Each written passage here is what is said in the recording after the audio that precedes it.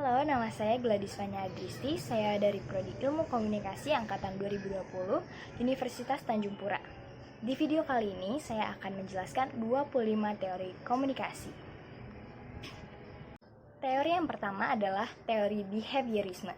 Behaviorisme adalah sebuah aliran dalam psikologi yang didirikan oleh John B. Watson pada tahun 1913 yang berpendapat bahwa perilaku harus merupakan unsur subjek tunggal psikologi. Behaviorisme ingin menganalisis bahwa perilaku yang tampak saja yang dapat diukur, dilukiskan, dan diramalkan.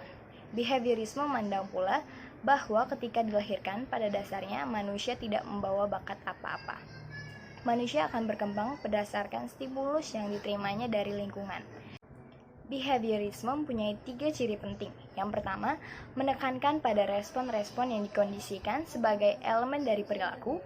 Yang kedua, menekankan pada perilaku yang dipelajari daripada perilaku yang tidak dipelajari. Behaviorisme menolak kecenderungan pada perilaku yang bersifat bawaan. Yang ketiga, memfokuskan pada perilaku binatang. Menurutnya, tidak ada perbedaan alami antara perilaku manusia dan perilaku binatang.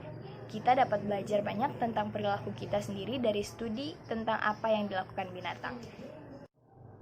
Selanjutnya adalah self-disclosure theory, atau yang biasa disebut juga sebagai teori pengembangan diri.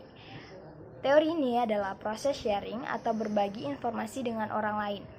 Informasinya menyangkut pengalaman pribadi, perasaan, impian, dan lain-lain. Dalam melakukannya, proses self-disclosure atau penyingkapan diri, seseorang haruslah memahami waktu, tempat, dan tingkat keakraban. Kunci dari suksesnya self-disclosure atau penyingkapan diri itu sendiri adalah kepercayaan. Self-disclosure atau penyingkapan diri selalu merupakan tindakan interpersonal, merupakan sebuah proses berbagi informasi dengan orang lain. Informasinya menyangkut masalah pribadi. Dalam hal penyingkapan diri ini, hal yang paling mendasar adalah kepercayaan. Biasanya seseorang akan mulai terbuka pada orang yang sudah lama dikenalnya. Selain itu, menyangkut kepercayaan, beberapa ahli psikologi percaya bahwa perasaan percaya terhadap orang lain yang mendasar pada seseorang ditentukan oleh pengalaman selama bertahun-tahun hidupnya. Bila seseorang telah menyingkapkan sesuatu tentang dirinya kepada orang lain, ia cenderung memunculkan tingkat keterbukaan belasan pada orang yang kedua. Kelebihan teori penyingkapan diri dari penyingkapan diri ini, kita bisa mendengarkan pengalaman orang lain yang nantinya bisa menjadi pelajaran bagi diri kita. Dengan self-disclosure atau penyingkapan diri, kita juga bisa mengetahui seperti apa diri kita dalam pandangan orang lain. Dengan hal ini, kita bisa melakukan introspeksi diri dalam berhubungan. Kekurangan dari teori penyingkapan diri adalah tidak semua orang dapat menanggapi apa yang kita sampaikan. Bahkan sering terjadi salah paham sehingga malah menimbulkan masalah baru. Ketika seseorang telah mengetahui diri kita, bisa saja orang lain memanfaatkan apa yang telah dia ketahui mengenai diri kita. Selanjutnya adalah teori agenda setting. Menurut Maxwell, McCombs, dan Donald L. Shaw, percaya bahwa media massa memiliki kemampuan untuk mentransfer hal yang menonjol yang dimiliki sebuah berita dari agenda mereka kepada public agenda. Pada saatnya, media massa mampu membuat apa yang penting menurutnya menjadi penting pula bagi masyarakat. Menurut Bernard, agenda setting teori adalah teori yang menyatakan bahwa media massa berlaku merupakan pusat penentuan kebenaran dengan kemampuan media massa untuk mentransfer dua elemen, yaitu kesadaran dan informasi ke dalam agenda publik dengan mengarahkan kesadaran publik serta perhatiannya kepada isu-isu yang dianggap penting oleh media massa. Berdasarkan pengertian-pengertian tersebut, dapat dikemukakan bahwa teori agenda setting membicarakan tentang peran besar media massa dalam menentukan agenda orang-orang yang terkena informasi tersebut. Masyarakat menjadi terbiasakan dengan berita-berita yang disampaikan media sehingga menjadi bahan pembicaraan dalam pergaulan sehari-hari. Berita atau informasi yang disampaikan media bukan hanya saja sebagai ilmu atau pengetahuan bagi masyarakat, tetapi bahkan bisa mengubah gaya hidup, perilaku, ataupun sikap masyarakat. Teori selanjutnya adalah teori komunikasi 2 tahap. Teori ini menjelaskan tentang proses pengaruh penyebaran informasi melalui media massa kepada khalayak. Teori ini digagas oleh Katz dan Lazarfeld. Menurut teori ini, penyebaran dan pengaruh informasi yang disampaikan melalui media massa kepada halaiknya tidak terjadi secara langsung, melainkan melalui perantaranya seperti misalnya pemuka pendapat. Dengan demikian, proses pengaruh penyebaran informasi melalui media massa terjadi dalam dua tahap. Yang pertama, informasi mengalir dan media massa ke para pemuka pendapat. Kedua, pemuka pendapat meneruskan informasi tersebut ke sejumlah orang yang menjadi pengikutnya. Teori yang kelima adalah teori interaksi simbolik. Teori ini merupakan teori yang memiliki asumsi bahwa manusia membentuk makna melalui proses komunikasi. Teori interaksi ini berfokus pada pentingnya konsep diri dan persepsi yang dimiliki individu berdasarkan interaksi dengan individu lain. Menurut Herbert Blumer, terdapat 3 asumsi dari teori ini. Yang pertama, manusia bertindak berdasarkan makna yang diberikan orang lain kepada mereka. Yang kedua, makna diciptakan dalam interaksi antar manusia. Yang ketiga, makna dimodifikasi melalui interpretasi. Sedangkan menurut Larosan, asumsi dalam teori ini adalah interaksi antar individu. Individu dapat mengembangkan konsep diri sendiri. Konsep diri memberikan motif yang penting untuk perilaku seseorang. Teori yang keenam adalah teori pengharapan nilai. Teori ini mengasumsikan bahwa individu selalu berorientasi pada kepercayaan dan penilaian dalam hidupnya, termasuk ketika memilih media. Berdasarkan teori ekspektasi Velos, orang mengarahkan dirinya pada media berdasarkan kepercayaan dan evaluasi mereka atas media. Artinya, khalayak menyeleksi media mana yang terdapat memenuhi 16 kebutuhan mereka sehingga timbul kepuasan ketika mereka menggunakan sesuatu di media massa. Pencarian kepuasan dilatar belakangi adalah kepercayaan dan penilaian seseorang terhadap sebuah media massa berdasarkan pengalamannya. Individu mempunyai penilaian dan kepercayaan terhadap salah satu media massa yang dianggap dapat memenuhi kebutuhannya. Adanya pencarian kepuasan atau motif yang didukung oleh penilaian dan kepercayaan terhadap sebuah media massa mendorong seseorang mengkonsumsi media. Setelah mengkonsumsi media, akan terlihat pula kepuasan nyata yang diperoleh. Apakah dapat memenuhi motif awal dalam menggunakan media massa yang bersangkutan atau tidak? Berdasarkan teori ini, pengukuran kepuasan dalam sebuah penelitian harus dilakukan dengan menanyakan motif atau kepuasan yang dicari dan diinginkan seseorang. Kemudian menanyakan kembali, apakah motif dan harapan tersebut bisa dipenuhi oleh media yang bersangkutan. Artinya, kita bisa mengetahui kepuasan nyata yang diperoleh seseorang. Selanjutnya adalah teori ketergantungan media. Teori ini adalah teori tentang komunikasi massa yang menyatakan bahwa semakin seseorang tergantung pada suatu media untuk memenuhi kebutuhannya, maka media tersebut menjadi semakin penting untuk orang itu. Teori ini diperkenalkan oleh Sandra Bolt-Rockach dan Melvin DeFleur. Mereka memperkenalkan model yang menunjukkan hubungan integral tak terpisahkan antara pemirsa, media, dan sistem sosial yang besar. Konsisten dengan teori-teori yang menekankan pada pemirsa sebagai penentu media, model ini memperlihatkan bahwa individu bergantung pada media untuk pemenuhan kebutuhan atau untuk mencapai kebutuhannya. Tetapi mereka tidak bergantung pada banyak media dengan porsi yang sama besar. Besarnya ketergantungan seseorang pada media ditentukan dari 2 hal. Yang pertama, individu akan condong menggunakan media yang menyediakan kebutuhannya lebih banyak dibandingkan dengan media lain yang hanya menyediakannya sedikit. Yang kedua, persentase ketergantungan juga ditentukan oleh stabilitas sosial saat itu. Sebagai contoh, bila negara dalam keadaan tidak stabil, Anda akan lebih bergantung atau percaya pada koran untuk mengetahui informasi jumlah korban bentrok fisik antara pihak keamanan dan Selanjutnya adalah teori sibernetik.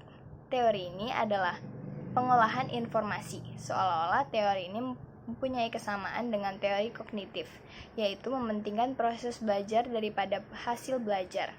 Proses belajar memanglah penting dalam teori sibernetik. Namun yang lebih penting lagi adalah sistem informasi yang diproses yang dipelajari siswa. Asumsi lain dari teori sibernetik adalah bahwa tidak ada satu proses belajar pun yang ideal untuk segala situasi dan yang cocok untuk semua siswa. Sebab cara belajar sangatlah ditentukan oleh sistem informasi. Sebuah informasi mungkin akan dipelajari oleh seorang siswa dengan satu macam proses belajar, dan informasi yang sama mungkin akan dipelajari siswa lain melalui proses belajar yang berbeda. Hakikat manajemen pembelajaran berdasarkan teori belajar sibernetik adalah usaha guru untuk membantu siswa mencapai tujuan belajarnya dengan secara efektif dengan cara memfungsikan unsur-unsur kognisi siswa, terutama unsur pikiran untuk memahami stimulus dari luar melalui proses pengolahan informasi. Pengolahan informasi adalah sebuah pendekatan dalam belajar yang mengutamakan berfungsinya memori. Model proses pengolahan informasi memandang memori manusia seperti komputer yang mengambil atau mendapatkan informasi, mengelola dan mengubahnya dalam bentuk dan isi, kemudian menyimpannya dan menampilkan kembali informasi tersebut saat dibutuhkan. Selanjutnya adalah teori kebungkaman. Teori ini fokus pada cara komunikasi kelompok dominan dalam menekankan atau membungkam kata, ide, dan wacana dari kelompok marginal. Teori ini memandang bahwa bahasa dalam budaya tertentu tidak memungkinkan bagi semua orang untuk berbicara dengan setara. Dengan kata lain, bahasa tidak diciptakan setara oleh semua penuturnya. Perempuan, kelompok marginal, tidak sebebas laki-laki dalam penyampaian ucapannya. Kapanpun dan dimanapun mereka ingin berkata. Laki-laki membuat kata-kata dan makna budaya sehingga memungkinkan mereka untuk mengungkapkan ide-ide. Di sisi lain, perempuan tidak bisa mengungkapkan ide-ide mereka. Hal ini membuat perempuan menjadi kelompok yang bungkam.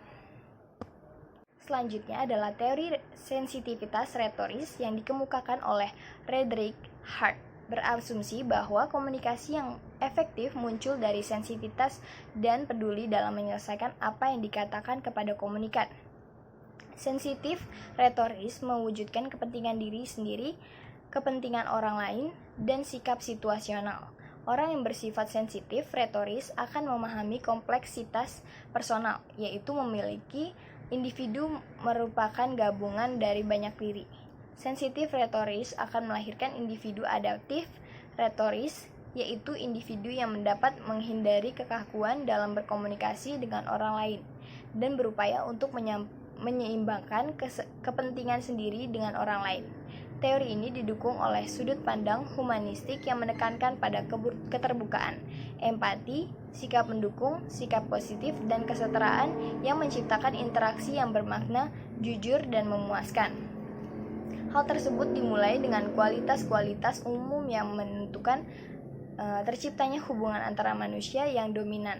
Dari kualitas umum tersebut dapat menurunkan perilaku spesifik yang menandai komunikasi antar pribadi yang efektif.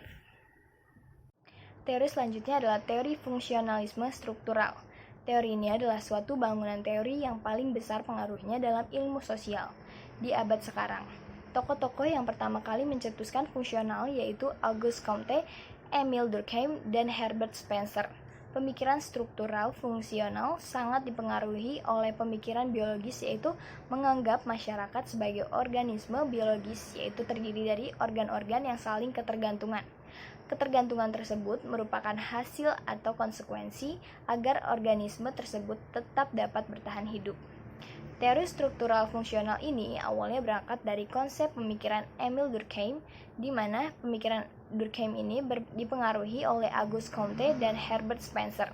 Comte dengan pemikirannya mengenai analogi ke organismik kemudian dikembangkan lagi oleh Herbert Spencer dengan membandingkan dan mencari kesamaan antara masyarakat dengan organisme, hingga akhirnya berkembang menjadi apa yang disebut dengan requisite functionalism, di mana ini menjadi panduan bagi analisa substantif Spencer dan penggerak analisa fungsional. Selanjutnya adalah teori fundamental interpersonal relationship orientation. Teori ini mengasumsikan bahwa ada 3 kebutuhan penting yang menyebabkan orientasi atau adanya interaksi dalam suatu kelompok. Ketiga aspek itu adalah yang pertama, Kebutuhan inklusi adalah kebutuhan yang berdasarkan pada kesadaran pribadi yang mendapatkan kepuasan dengan cara berkontribusi penuh atau berguna bagi kelompok atas dasar kesadaran diri sendiri setelah berinteraksi dalam kelompok. Yang kedua, kebutuhan kontrol adalah kebutuhan yang berdasarkan pada kesadaran pribadi yang ingin mendapatkan kepuasan dengan cara mengendalikan dalam artian memimpin interaksi dalam kelompok. Yang ketiga, kebutuhan kasih sayang.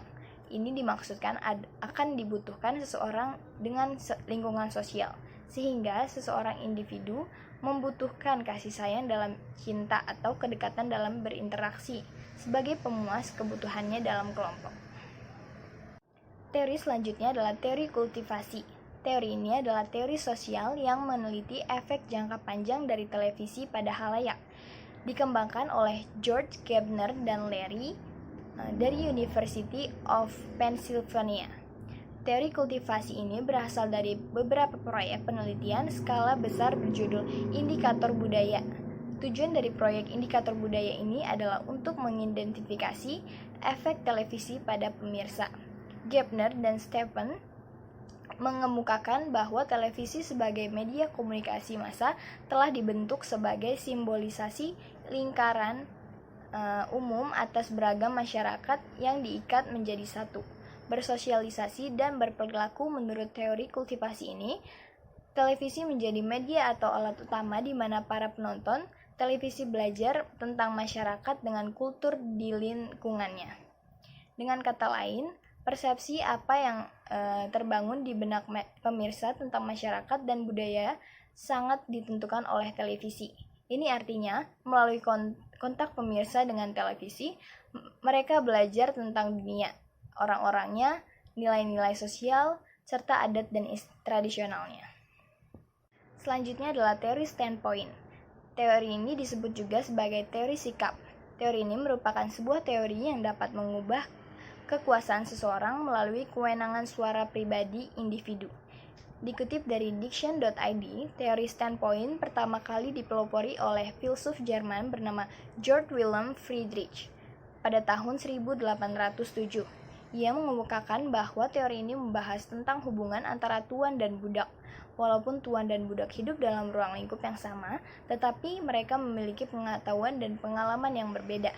Hal tersebut disebabkan karena posisi mereka dalam kehidupan sosial. Kemudian, teori ini dikembangkan oleh Nancy Hartsock. Ia mengembangkan teori ini yang memiliki pandangan tentang hubungan antara pria dan wanita.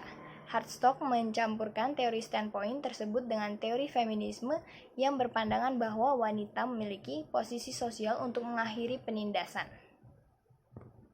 Selanjutnya adalah teori belajar kontemporer. Teori ini adalah pembelajaran berdasarkan teori belajar konstruktivisme. Pembelajaran ini berfungsi membekali kemampuan siswa mengakses berbagai informasi yang dibutuhkan dalam belajar. Sesuai dengan prinsip belajar teori konstruktivisme, maka dalam pembelajarannya nampak ada pergeseran fungsi guru dan buku sumber sebagai sumber informasi. Guru lebih berfungsi membekali kemampuan siswa dalam menyeleksi informasi yang dibutuhkan. Teori selanjutnya adalah teori inokulasi. Teori ini adalah salah satu pendekatan dalam persuasi yang bertujuan agar orang-orang resisten terhadap argumen persuasif yang dilakukan oleh orang lain. Teori inokulasi ini pertama kali dikembangkan oleh William J. di awal tahun 1960-an. Berdasarkan temuan kelompok Yale mengenai pesan persuasi yang menghadirkan dua sisi argumen ketika menyangkal sisi yang berlawanan. Teori ini merupakan model untuk membangun resistensi terhadap persuasi dengan cara menerpa orang-orang dengan argumen yang melawan keyakinan mereka dan memberikan mereka argumen untuk menangkal serangan. Teori selanjutnya adalah teori difusi inovasi.